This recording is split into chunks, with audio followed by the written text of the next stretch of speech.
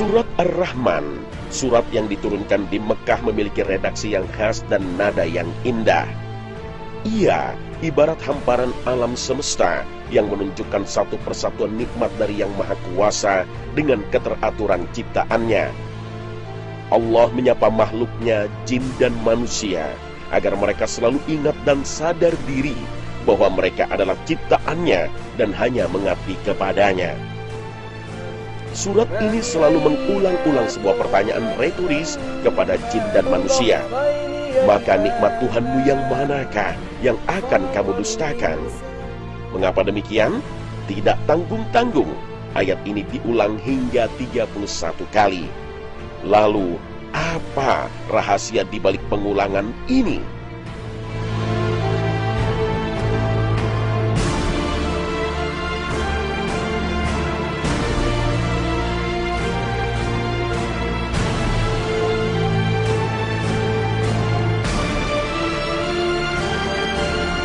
Assalamualaikum warahmatullahi wabarakatuh.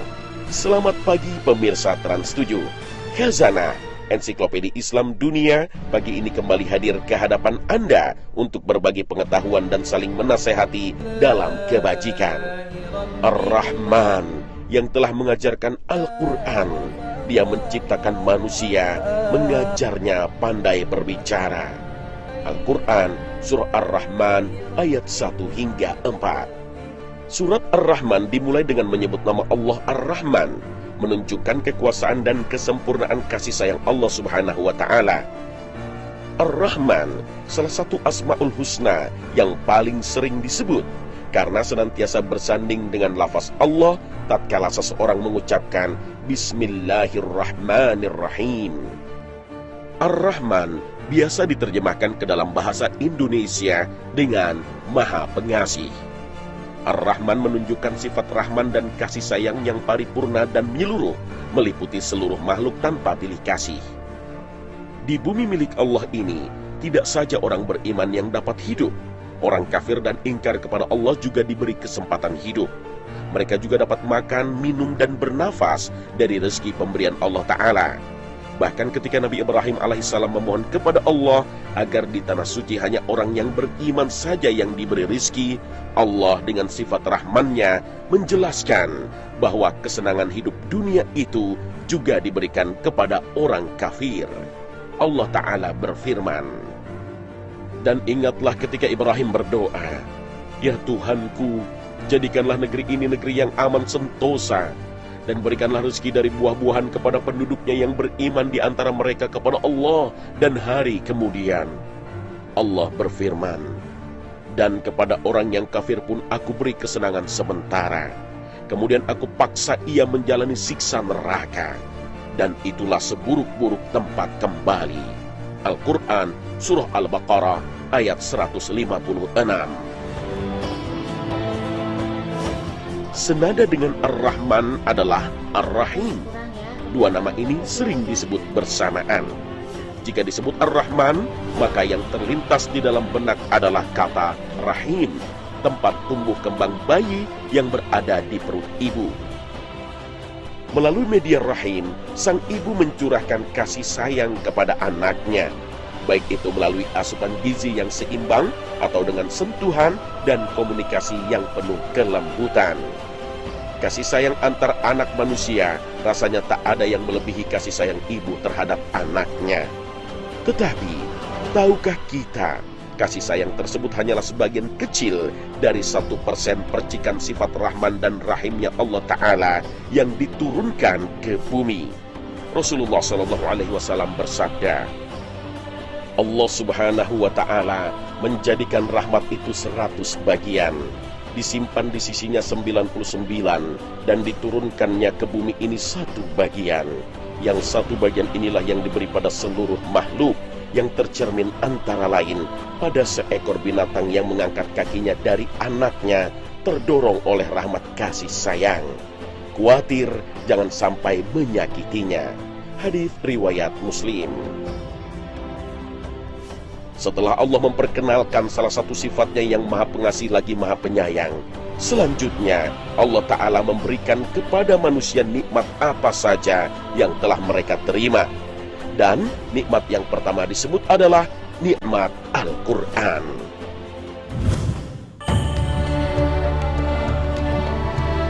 Al-Quran Al-Karim merupakan nikmat paling agung yang diturunkan kepada umat ini.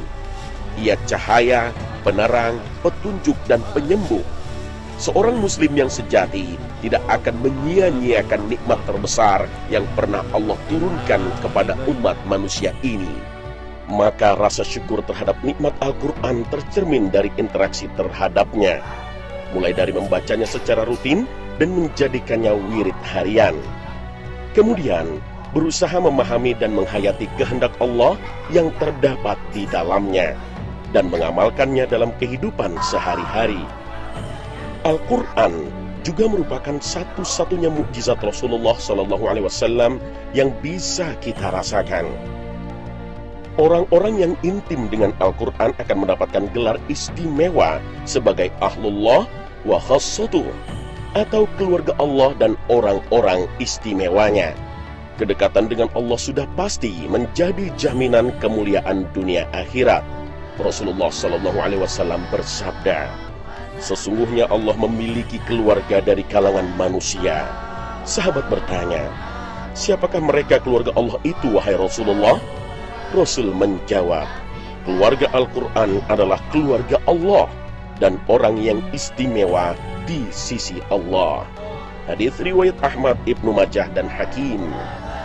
Bukan itu saja, nama kita akan disebut dan disanjung di hadapan Allah dan para malaikat. Adalah sebuah kebanggaan ketika nama kita disanjung-sanjung di hadapan presiden, para tokoh.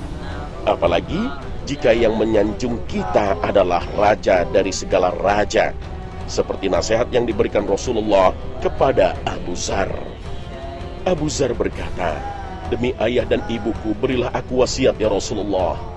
Rasulullah menjawab, "Aku berwasiat kepadamu agar bertakwa kepada Allah, karena ia merupakan pangkal seluruh urusan." Abu Dzar berkata lagi, "Tambahlah ya Rasulullah." Lalu jawab beliau, "Hendaklah kamu membaca Al-Quran dan banyak mengingat Allah, karena itu akan membuatmu disebut-sebut di langit." Hadits riwayat Ibnu Hibban. Bahkan ketika kesibukan kita berinteraksi dengan Al-Quran membuat kita lupa meminta sesuatu kepada Allah, maka Allah akan memberikan semua yang kita butuhkan. Barang siapa disibukkan dengan mengkaji Al-Quran dan menyebut namaku, sehingga tidak sempat meminta kepadaku, maka aku berikan kepadanya sebaik-baik pemberian yang aku berikan kepada orang-orang yang meminta. Dan keutamaan kalam Allah atas lainnya adalah seperti Allah atas makhluknya. Hadits riwayat Tirmizi. Al-Quran juga disebut Asy-Syifa, yang berarti penawar atau penyembuh. Sesuai namanya, Al-Quran juga menjadi obat dari segala penyakit. Al-Quran menjadi obat galau, obat stres, obat depresi, dan penyakit psikis lainnya. Al-Quran juga bisa menjadi obat penyakit jantung, penyakit ginjal, penyakit lever, dan penyakit fisik lainnya. Allah Ta'ala berfirman, "Hai manusia, sesungguhnya telah datang kepadamu pelajaran dari Tuhanmu, dan penyembuh bagi penyakit-penyakit dalam dada, dan petunjuk serta rahmat bagi orang-orang yang beriman." Al-Quran Surah Yunus ayat 57. Masihkah kita lalai terhadap Al-Quran?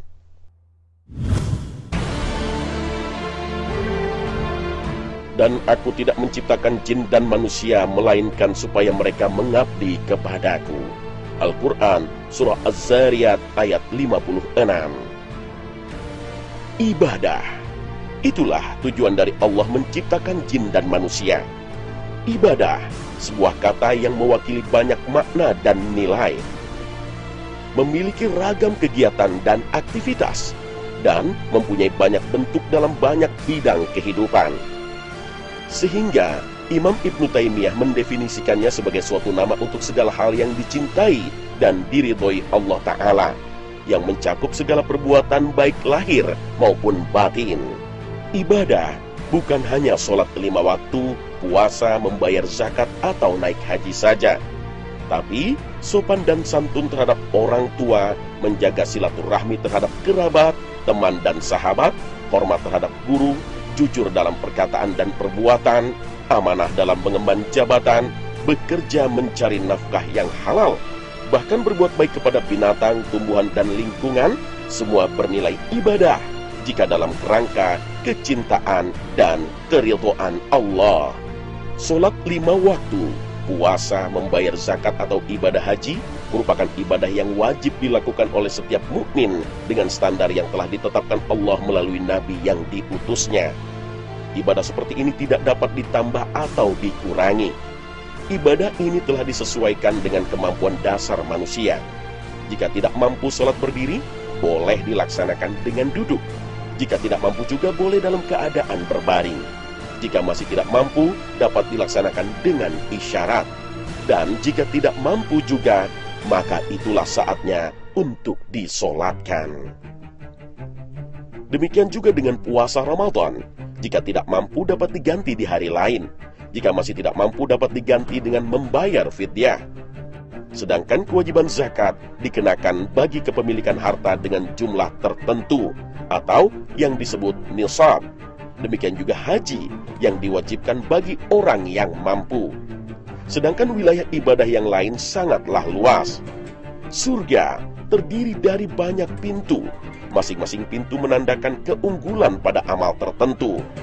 Sebagaimana iman terdiri dari 70 bagian, termasuk di dalamnya menjaga kebersihan dan menyingkirkan gangguan dari jalan.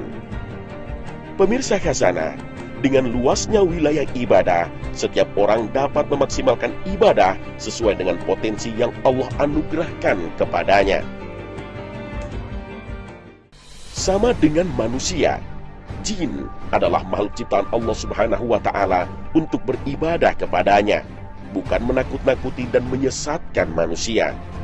Jin yang memilih untuk menakut-nakuti dan menyesatkan manusia berarti telah mengikuti jalan yang ditempuh oleh iblis laknatullah. Perbedaan jin dan manusia yang paling prinsip adalah pada materi penciptaannya. Dengan materi penciptaan yang berbeda, maka akan mengakibatkan banyak perbedaan dalam kemampuan dan cara hidup. Jika materi dasar penciptaan manusia adalah tanah, maka materi dasar penciptaan jin adalah api.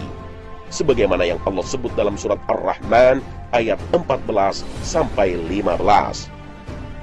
Khalaqal insana min salsalin kal fakhar wa khalaqal janna min marijim min nar. Jadi, tugas jin di dunia ini bukanlah untuk menakut-nakuti manusia, bukan untuk bersekongkol dengan dukun, menyakiti dan menyesatkan manusia. Jin atau manusia yang berperilaku seperti itu telah jauh dari tujuan yang ditetapkan Sang Pencipta kepadanya.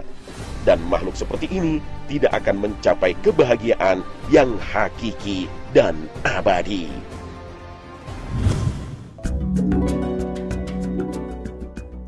Dalam surat ini, Allah Ta'ala juga menyebut kepada manusia beberapa nikmatnya yang terdiri dari buah-buahan, biji-bijian, bunga yang tentu saja sangat bermanfaat untuk manusia.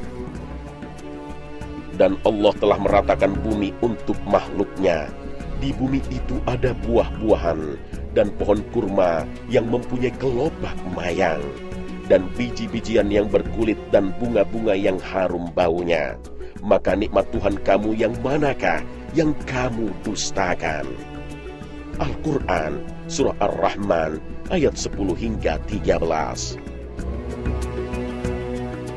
Dalam ayat berikutnya, Allah Ta'ala mengingatkan manusia tentang nikmatnya yang berkaitan dengan matahari, bulan, bintang, bumi, buah-buahan, dan tanaman. Matahari dan bulan selalu beredar sesuai porosnya dan dengan perhitungan yang sangat akurat. Temperatur dan jarak matahari pun telah diatur sehingga energinya cukup untuk kebutuhan bumi. Sedikit lebih jauh, bumi akan membeku. Sedikit lebih dekat, tak akan ada makhluk hidup yang mampu bertahan karena kepanasan. Begitu juga dengan bulan, jaraknya telah sesuai dengan ukurannya, sehingga pasang surut air laut, pergerakan pulau-pulau juga tepat sesuai kebutuhan hidup makhluknya di bumi. Sekali lagi, semuanya Allah tempatkan dalam keseimbangan yang mencengangkan. Kita tidak bisa membayangkan akibatnya jika matahari ini selangkah lebih dekat kepada bumi, atau selangkah lebih jauh dari bumi, atau kemudian bulan didekatkan atau dijauhkan. Bagaimana pasang surut air laut akan berantakan. Kemudian, jika bintang-bintang didekatkan, entah apa yang akan terjadi pada bumi.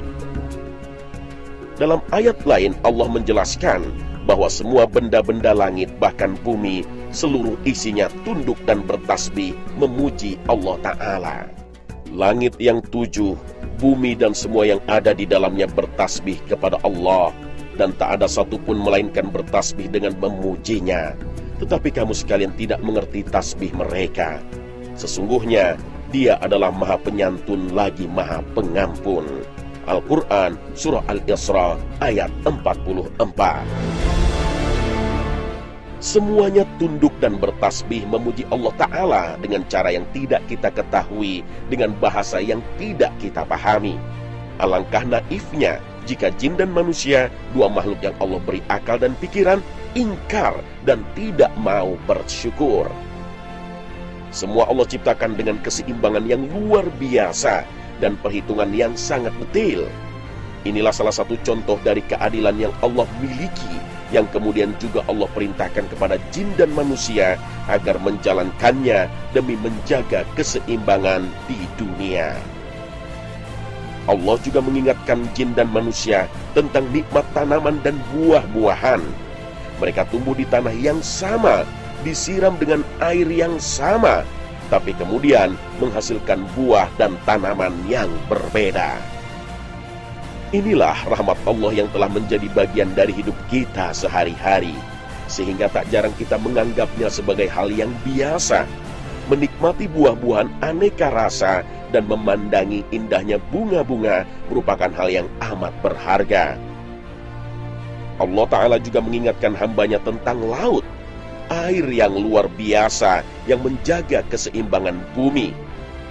Manusialah yang kemudian merusaknya, menimbulkan bencana banjir dan tanah longsor. Sesungguhnya kadar hujan yang turun tak pernah melebihi kebutuhan manusia.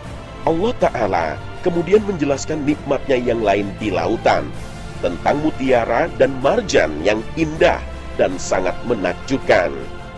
Kita akan semakin takjub kalau kita pelajari bagaimana mutiara dan marjan terbentuk dalam lautan. Dilanjutkan lagi dengan ayat pertanyaan yang sama tentang kenikmatan. Allah ingin kita menyadari bahwa bahtera yang berlayar di lautan itu adalah milik Allah Subhanahu wa Ta'ala. Dan karenanya pula kita melihatnya berlayar untuk memudahkan urusan transportasi manusia. Maka begitu besarnya kekuasaan dan nikmat Allah sehingga tak mungkin sanggup kita menghitungnya. Sehingga Allah perjelas lagi dengan pertanyaan yang menggoncang hati kita. Maka nikmat Tuhanmu yang manakah yang kamu dustakan?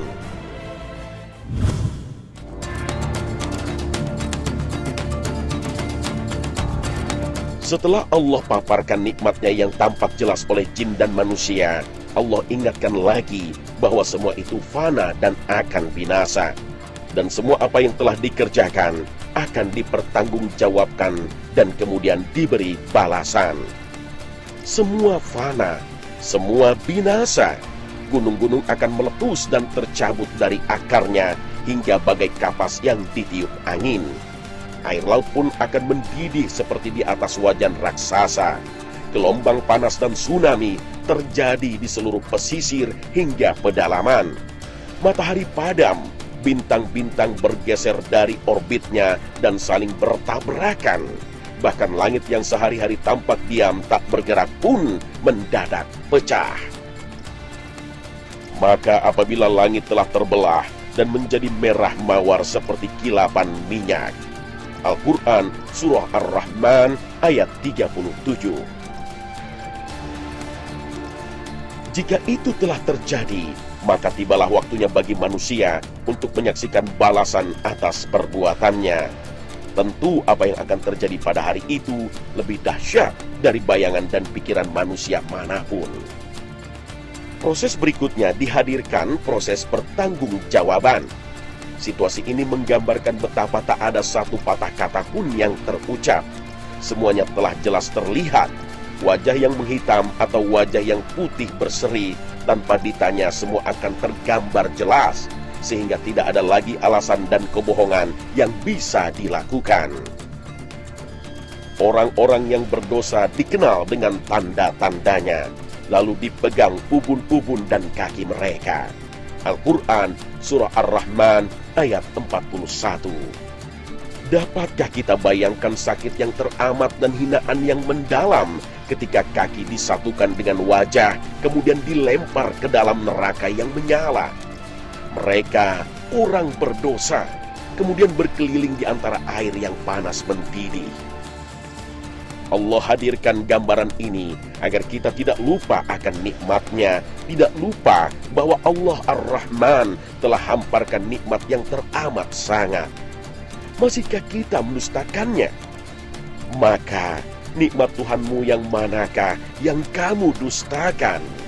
Demikian juga mereka yang beramal soleh akan mendapatkan balasannya. Dalam surat ini kita akan diajak melihat banyaknya paparan tentang segala kenikmatan balasan bagi mereka yang beriman.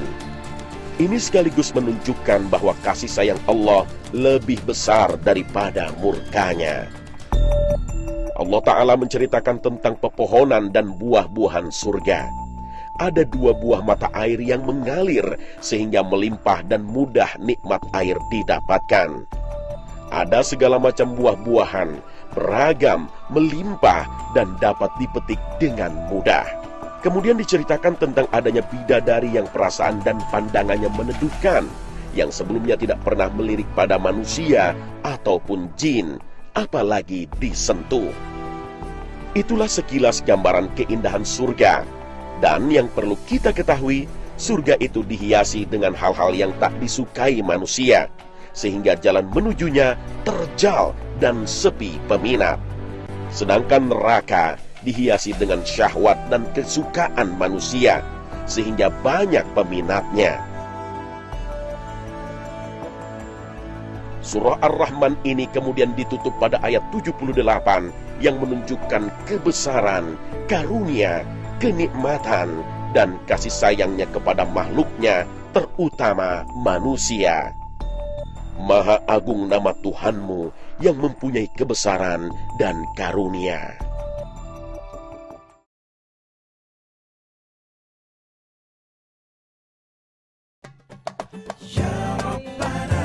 Pemirsa Khazanah, demikianlah hikmah yang bisa kita petik dari surah Ar-Rahman. Ayat demi ayatnya begitu menggugah hati. Pertanyaan demi pertanyaan serasa menampar kesadaran kita. Sudahkah kita bersyukur? Sudahkah kita mempersiapkan diri untuk hari-hari yang panjang yang merupakan pembalasan dari amal perbuatan kita? Ya Allah, jadikanlah kami orang-orang yang pandai bersyukur. Jangan jadikan kami orang-orang yang kufur.